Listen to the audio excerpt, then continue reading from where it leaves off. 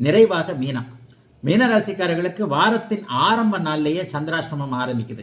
மீனராசிக்காரர்களுக்கு திங்கட்கிழமை சாயந்தரம் 6:02 17ஆம் தேதி, அதாவது திங்கட்கிழமை சாயந்தரம் 6 மணிலிருந்து வியாழக்கிழமை காலையில 6:49 வரைக்குமே உங்களுக்கு சந்திராஷ்டமம். 17ஆம் தேதி பிப்ரவரி மாதம் 17ஆம் தேதியிலிருந்து சந்திராஷ்டமம் ஆரம்பிக்குது. பிப்ரவரி 20ஆம் தேதி வியாழக்கிழமை சாயந்தரம் காலையில 6:49 வரைக்கும்.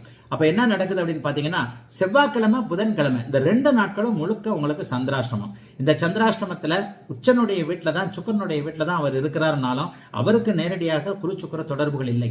ஆகவே வாரத்தின் முதன்மை நாளான செவ்வாய்க்கிழமையும் புதன்கிழமையும் எந்த ஒரு விஷயத்தையும் மீனராசிக்காரர்கள் முடிவுகளை எடுக்காம தள்ளி போட வேண்டிய அமைப்புகள் இப்போது இருக்கு.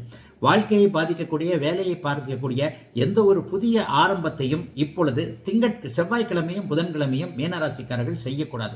சந்திரன் 8ல் இருக்கிறார், 8ஆம் அதிபதி வேற உச்சமாக இருக்கிறார். அவர் இங்க உச்சமா இருந்தாலும் ராகுவோட வேற சேர்ந்து இருக்கிறார்.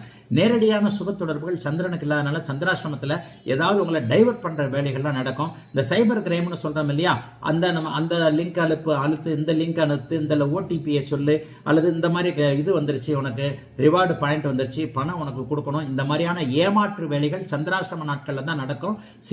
செவ்வாய்க்கிழமையும் புதன்கிழமையும் கடுமையான அளவுல உஷாராக இருக்க வேண்டிய நாட்களாக இந்த நாட்கள் இருக்கும். அதற்கடுத்து பாத்தீங்கன்னா வெள்ளி சனி ஞாயிறுலாம் பெரிய அளவுல சோதனைகள் இருக்காது. 9, 10ஆம் இடத்துக்கு சந்திரன் வந்து விடுகிறார். ராசியிலேயே உச்ச சுக்கிரன் பரிவர்த்தனையாக இருப்பது என்பது எதையும் சமாளிக்கக்கூடிய தன்மைகளை சர்வ நிச்சயமாக காட்டுகிறது. இந்த சந்திராஷ்டம நாளான செவ்வாய்க்கிழமையும் புதன்கிழமையும் தவிர்த்து மற்ற நாட்கள்லாம் ஒரு ரெகுலரான ஓரளவிற்கு பணம் வரக்கூடிய, மனம் நிம்மதியாக இருக்கக்கூடிய, நட்புகள் உதவக்கூடிய, உறவுகள் நல்ல விதமாக இருக்கக்கூடிய ஒரு சுப நாளாகத்தான், சுப வாரமாகத்தான் இந்த வாரம் இருக்குது.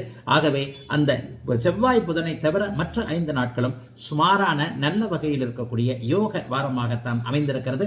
மீனராசிக்காரர்கள் எல்லோருக்கும் இந்த வாரம்